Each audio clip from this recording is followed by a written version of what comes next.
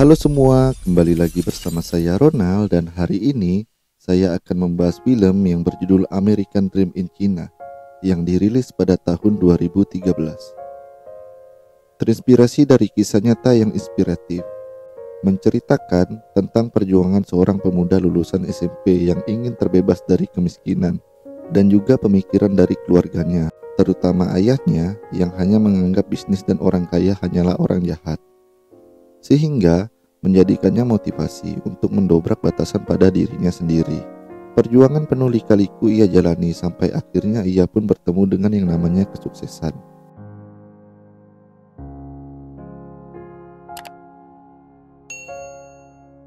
Pria ini bernama Dong Qing. Sebelum resmi menyandang status sebagai mahasiswa, ia pernah 2 kali gagal melewati tes ujian masuk perguruan tinggi. Bahkan, ia hampir mengikuti jejak ibunya, menjadi seorang petani, lantaran tak ada biaya untuk kuliah. Meski begitu, ibunya akhirnya rela berhutang ke seluruh anggota keluarganya, agar Dong Qing bisa duduk di bangku perkuliahan, dan kelak bisa memiliki kehidupan yang layak. Pagi itu, setibanya di asrama kampus, Dong Qing melihat kedua pria yang sedang adu bacot. 你有病啊！在读书呢，嚷嚷什么呀？拉你的屎 Idiot! ！asshole！ Idiot! Asshole!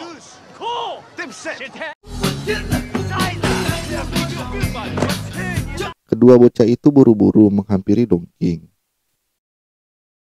Adu mulut di antara keduanya masih terus berlanjut hingga membuat Dong Qing pusing. Ternyata pria berambut klimis ini bernama Xiao Jun. Ia berasal dari keluarga yang jago berbahasa Inggris. Bahkan ayah dan kakeknya pernah menetap di Amerika. Untuk itu, dimanapun Xiao Jun berada, ia selalu saja mengatakan Amerika sebagai negara dengan masa depan yang cemerlang. Sementara itu, pria berambut gondrong ini bernama Wang Yang. Meskipun bahasa Inggrisnya tidak sejago Xiao Jun, tetapi ia lihai dalam urusan memikat hati perempuan, apalagi turis asing Amerika yang bernama Lucy. Ya, bisa dibilang Wang Yang ini merupakan anak paling gaul di kampusnya, yang suka banget nonton film Hollywood agar bisa bergaya seperti orang barat.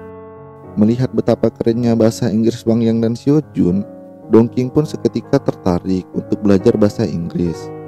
Ia kemudian mengikuti English Club, dan saat Dong Qing mencoba berbicara bahasa Inggris, semua orang di klub itu menghina dan menertawakannya. Xiao Jun pun segera mengajari Dong Qing. Xiao Jun dengan bangganya langsung memamerkan kamus bahasa Inggris miliknya. Sayangnya, kamus tersebut tidak boleh dipinjam. Meski begitu, Dong Qing sama sekali tidak berkecil hati. Ia malah bertekad akan membaca 800 buku sampai dirinya lulus kuliah. Ketika Dong Qing sedang asik membaca, tiba-tiba seorang wanita yang bernama Sume duduk bergabung di sebelahnya. Melihat itu, Dong Qing pun kaget sekaligus terkesima dengan kecantikan Sume. Dan detik itu juga hati Dong Qing langsung berdebar gak karuan. Sayangnya, pas Dong Qing mengajaknya kenalan, wanita itu langsung menolaknya mentah-mentah. Keesokan harinya, di suatu kelas, ada seorang dosen yang sedang menjelaskan bahwa rasisme di Amerika masih saja terasa sangat kuat dan sampai kapanpun tidak akan bisa dihilangkan. Mendengar penjelasan itu, tentu saja Xiao Jun membantahnya. Ia bersumpah akan membuktikan sendiri bahwa dosennya itu keliru menilai Amerika. Gak terima omongan dosennya dicela, seorang mahasiswa menginstruksikan seluruh mahasiswa di kelas untuk memukuli Xiao Jun dan juga Wang Yang.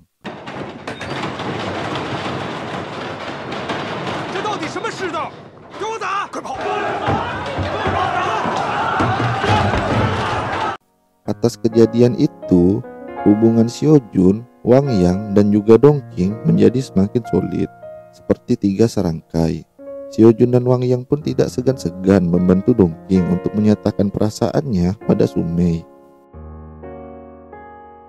Sekalipun telah ditolak, Dong Qing tetap menjenguk Sume yang terkena TBC.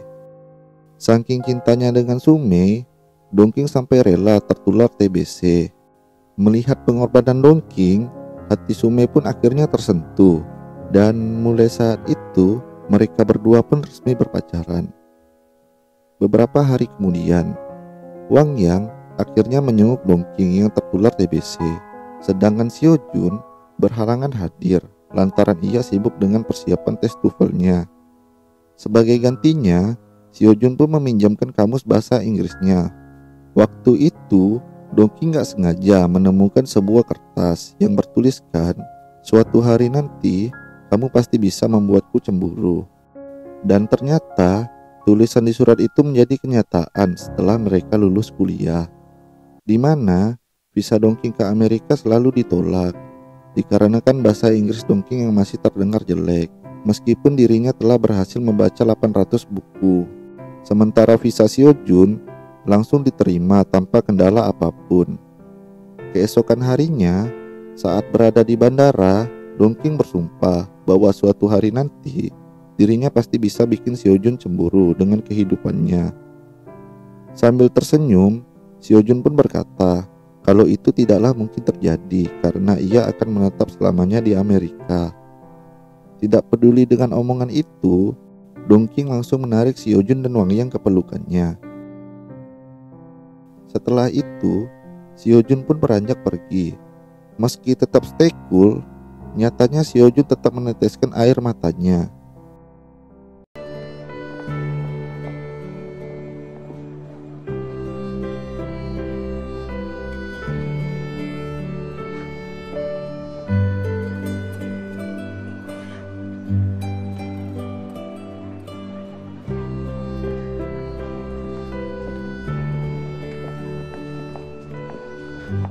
Beberapa bulan kemudian, Dongqing akhirnya bekerja sebagai guru bahasa Inggris di suatu sekolah. Setiap ia menerangkan pelajaran, murid-muridnya malah tertidur pulas. Padahal, jelas-jelas Dongqing tidak sedang mendongeng. Dan untuk memenuhi kebutuhan sehari-harinya, Dongqing pun mengajar les private ke cucu dari kepala sekolah. Ketika Dongqing membahas soal honor private-nya yang selama ini terus menunggak, si kepala sekolah dengan cepat membayar Dongqing. Namun, bukan dengan uang, melainkan dengan sekantong plastik pangsit. Meski begitu, Dongqing tetap menepati janjinya kepada Sumei, yaitu membelikan buku persiapan TOEFL yang akhirnya Dongqing beli dengan uang tabungannya. Namun, semua itu terasa sia-sia karena ternyata Sumei berhasil membuat visa ke Amerika. Mendengar hal tersebut, hati Dongqing pun langsung hancur berantakan. Bukan karena Dongqing iri, melainkan karena ia takut jika Sumei tidak pernah kembali lagi ke pelukannya. Bersamaan dengan hal itu, Wang Yang pun rupanya mengalami nasib yang sama dengan Dongqing. Lucy akhirnya memilih pulang ke Amerika. Dan atas kejadian itu, arah hidup Wang Yang langsung tidak karuan. Selain ditinggal kekasihnya, novel yang ia buat sama sekali gak laku di pasaran. Kini, Wang Yang benar-benar sangat frustasi. Dan untuk terbebas dari rasa frustasinya itu, Wang Yang pun meminta Dongqing memotong rambut panjangnya itu sampai sependek mungkin, sebagai upaya untuk menyambut hidup yang baru. Di suatu malam, Dongqing mendapatkan telepon singkat dari Sumei yang ingin menyudahi hubungan mereka. Dongqing tidak habis pikir dengan masalah yang selalu saja bertubi-tubi menimpa hidupnya. Seakan-akan semesta belum cukup puas mencabik-cabik perasaannya yang hancur karena putus cinta. Kini, Dongqing pun terancam dikeluarkan dari sekolah karena pihak sekolah telah mengetahui soal les private Dongqing yang jelas-jelas sudah melanggar aturan sekolah. Dan akhirnya pun Dongqing memilih mengundurkan diri dari sekolah. Di hari terakhirnya mengajar, Dongqing berteriak membangunkan murid-muridnya yang sedang tidur. Setelah itu, Dongqing menceritakan kebodohannya di masa lalu dan betapa malang dirinya yang diputuskan secara sepihak oleh pujaan hatinya. 真的，可是你们知道我的单词量还不错吧？都是被你们逼的。有一天有个同学拿了一个单词过来问我说：“这个单词怎么读啊？” Tanpa diduga, cerita tragis itu malah membuat si isi kelasnya dipenuhi dengan tawa. Dan dengan berat hati, Dongqing pun pamit undur diri dari sekolah. Di tengah keputusasaannya itu, sebuah ide cemerlang tiba-tiba melintas di benak Dongking, di mana Dongking akan tetap mengajar les private bahasa Inggrisnya. Dengan bantuan Wang Yang, Dongking pun mulai menempelkan brosur tentang les private-nya di setiap tembok dan tiang listrik. Setelah berhasil mendapatkan beberapa murid, Dongking pun memulai les private bahasa Inggrisnya itu di KFC. Lambat laut, les private-nya itu berhasil mencuri perhatian banyak orang. Melihat bisnis les private-nya berkembang pesat, Dongking pun mengajak Wang Yang untuk bergabung bersamanya. Tanpa pikir panjang, Wang Yang pun langsung menerima ajakan tersebut. Lalu, mereka pergi ke gedung tua milik pemerintah yang rupanya sudah lama terbengkalai. Dongking pun memanfaatkan gedung itu sebagai tempat untuk mengajar les private yang kian hari semakin banyak peminatnya itu.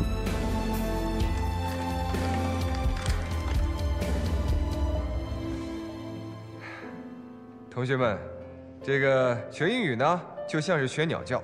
你在树林里学鸟叫，当有4只鸟落在你肩膀上的时候，说明你过了英语4级；当有6只鸟落在你肩膀上的时候，说明你过了英语6级；当有1群鸟落在你肩上的时候，刚刚在外边碰到一个女生跑过来问我，这个男生除了长得不错，其他一无是处，怎么办？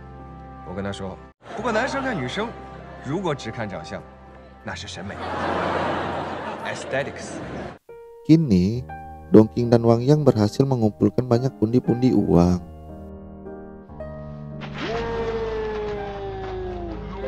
Sementara itu, nasib Xiaojun di Amerika semakin luntang-lantung gak jelas. Setelah ia dipecat sebagai asisten profesor lab biologi, kini ia pun kerja sebagai pelayan di sebuah restoran, di mana ia mendapatkan upah yang paling minim karena dia bukan orang asli Amerika. Xiaojun yang udah muak dengan segalanya pun akhirnya memutuskan untuk kembali ke Cina. Kepulangan Xiaojun itu langsung disambut hangat dengan kedua sahabatnya. Mereka lalu menggunting rambut Xiaojun sebagai tradisi dari pulang merantau. Lalu Xiaojun pun diajak ke tempat les private milik Dongking dan juga Wang Yang. Dan alangkah kagetnya Xiaojun saat mengetahui bahwa kedua sohibnya itu telah memiliki murid lebih dari 2000 siswa. Keesokan harinya, dengan sangat bangganya Dongking memperkenalkan Xiaojun ke depan para murid-muridnya. Sayangnya, Xiaojun yang biasanya percaya diri itu mulai berbicara dengan terbata-bata.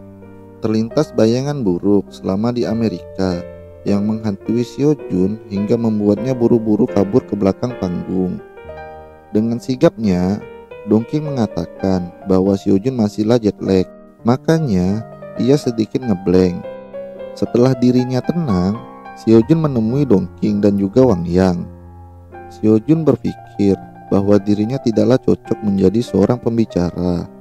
Maka dari itu, Xiaojun pun ingin mengambil alih sebagai penasihat untuk orang-orang yang akan mendaftarkan visanya. Beberapa hari kemudian, Xiaojun memberikan saran bagaimana metode belajar yang harusnya Wang Yang gunakan saat mengajar. Selain itu, Xiaojun juga bertanya dengan Dongking, apakah ia memiliki sebuah impian.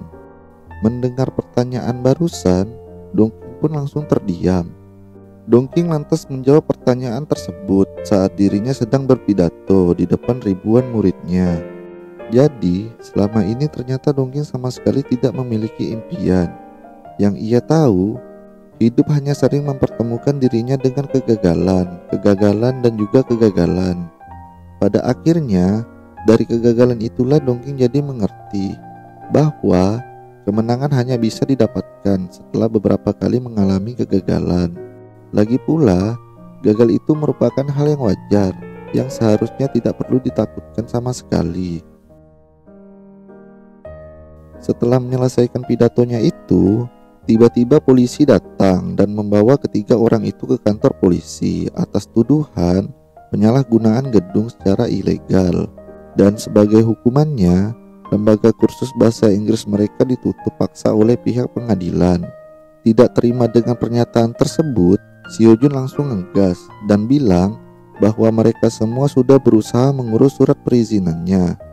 Namun, lamanya tanggapan pemerintah membuatnya sampai sekarang belum bisa mengantongi izin tersebut. Gak ingin membuat suasana semakin panas, Dongking pun bersedia membayar denda yang telah ditetapkan. Gak berselang lama dari kejadian tersebut, mereka bertiga bahu-membahu memperbarui sistem les mereka. Dan mulai saat ini, les private itu telah berubah menjadi sebuah lembaga kursus bahasa Inggris terbesar dan menjadi nomor 1 di Cina. Mereka bertiga pun sepakat untuk menamai lembaga itu dengan nama New Dream. Kesuksesan yang diraih Dongking itu banyak menuai sorotan media.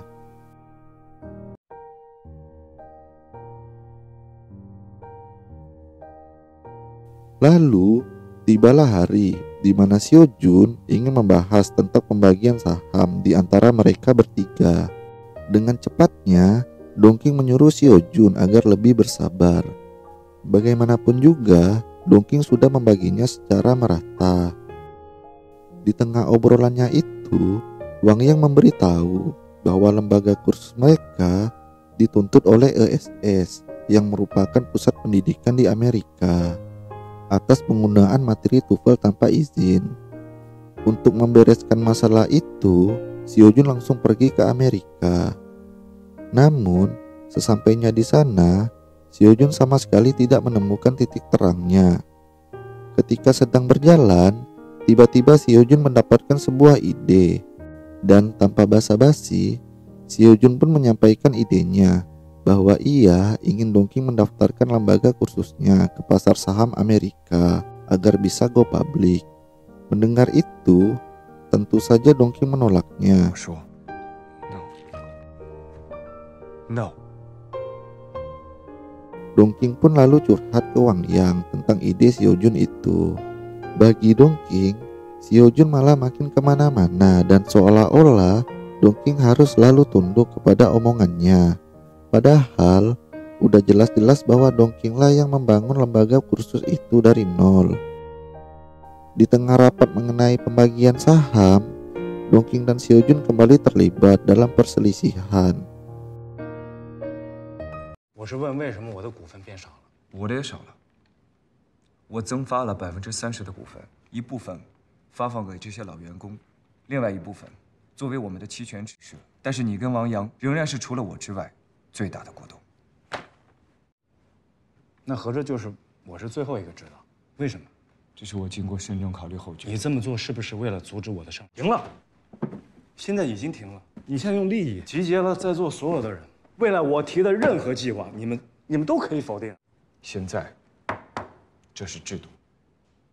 Gak ingin suasana menjadi semakin runyam, Wang Yang lantas buru-buru melerai mereka. Dan tiba-tiba saja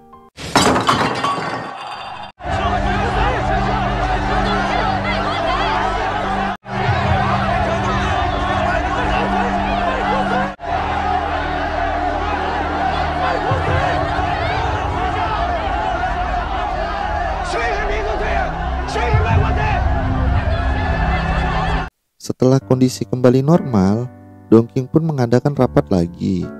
Kali ini membahas tentang rencana New Dream yang akan go public. Mendengar hal itu, tentu saja Dongking menentangnya habis-habisan. Amarahnya kemudian menyulut saat tak ada satupun yang berpihak dengan pendapatnya. Dongking dan Xiaojun pun kembali bertengkar. Wang yang dari tadi hanya diam, akhirnya angkat bicara. Ia kemudian memberikan kedua sohibnya itu sebuah undangan pernikahannya. Di acara pernikahannya, Wang Yang secara tidak langsung menyinggung tentang pertemanan yang pecah gara-gara perbedaan pendapat. Mendengar hal itu, baik Dongking dan Xiaojun langsung terdiam. Saat selesai acara, mereka bertiga pun kembali berkumpul. Di situ mereka bertiga saling mencurahkan segala isi hati mereka. Dongking kemudian mencoba berdamai dengan Xiaojun. Namun, Xiaojun menolaknya. Xiaojun gak percaya lagi bahwa Dongking adalah temannya. Seo-jun pun menjelaskan jika surat yang ada di kamusnya waktu itu ternyata untuk ditunjukkan pada dirinya sendiri dan bukanlah untuk Dongking. Merasa selama ini telah tertipu sebagai orang bodoh, Dongking pun hanya bisa terdiam. Dan sesaat kemudian, Seo-jun dan Dongking pun kembali berdebat dan kali ini mereka saling menyalahkan. Seo-jun yang sudah muak terhadap semuanya pun beranjak pergi. Dan begitu juga dengan Wang Yang yang meninggalkan Dongking sendirian. Dan mulai saat itu, mereka bertiga mulai berjalan sendiri-sendiri. Di tengah kesendiriannya, Dongking gak sengaja berpapasan dengan Sumei yang ternyata telah menikah dan memiliki seorang anak. Dengan sepenuh hati, Sumei mengatakan bahwa dirinya ikutan bangga dengan semua pencapaian yang Dongking raih saat ini. Mendengar ucapan itu, Dongking pun langsung menangis terharu. Beberapa saat kemudian, kabar tuntutan ESS terhadap New Dream semakin tersebar luas. Dan untuk itulah Dongking, Wang Yang, dan Seo-jun mau gak mau harus bersatu kembali demi menyelesaikan tuntutan ESS. Mereka bertiga lalu pergi ke Amerika. Sebelum menemui ESS, mereka bertiga memutuskan untuk makan di restoran tempat Seo-jun bekerja. Di situ, akhirnya Seo-jun menceritakan semuanya, bahwa dirinya begitu ngotot ingin New Dream go publik agar orang-orang Amerika tidak lagi merendahkan mereka. Waktu itu, ketika akan menemui Tuan Bernard, Seo-jun sampai harus menunggu selama 8 jam. Dan setelah menunggu selama itu, Seo-jun baru diberitahu bahwa Tuan Bernard sangat sibuk dan tidak bisa ditemui. Ketika pertemuan dengan ESS sedang berlangsung, Dongking tanpa basa-basi menunjukkan kebolehannya dalam berbahasa Inggris dan mengenal pasal-pasal hukuman yang menjerat lembaganya. Hal itu lantas membuat pihak ESS tercengang. Meskipun Dongking mengajarkan TOEFL dari materi dan soal dari ESS, tapi Dongking yakin mereka berhasil menaklukkannya dengan jerih payah dan bukan karena sebuah kecurangan.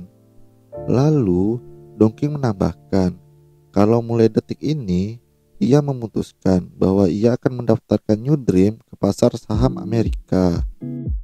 Setelah berhasil membuka ESS, mereka bertiga mengunjungi lab tempat Seo-jun bekerja. Dan betapa terkejutnya Seo-jun saat mengetahui bahwa lab tersebut atas nama dirinya. Ternyata Dongking sengaja berdonasi menggunakan nama Seo-jun. Dan pada akhirnya mereka bertiga pun berhasil mendaftarkan New Dream ke pasar saham hingga menjadi perusahaan edukasi Cina yang memiliki kapitalis pasar saham 3 miliar dolar atau setara dengan 46 triliun rupiah.